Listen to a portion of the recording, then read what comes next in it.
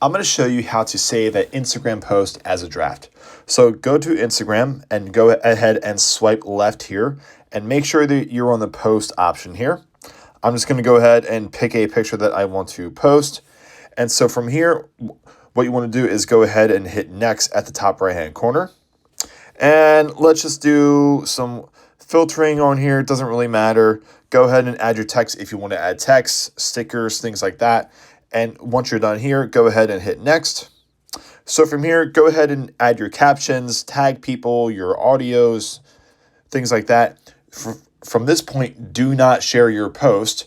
What we want to do is go ahead and hit the back button at the top left-hand corner, and then go ahead and hit the X button at the top left-hand corner, and you're going to get some options here, and you just want to simply click Save Draft.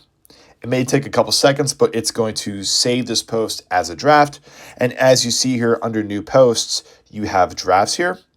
So what we can do is, if you forget about that option, go ahead and X out of this and swipe again, go back to Post, and you'll have those draft options right there too. So you can go back and find those drafts very simple when you go ahead and make a new post. But that's it. It's super simple and super easy to save Instagram posts as drafts.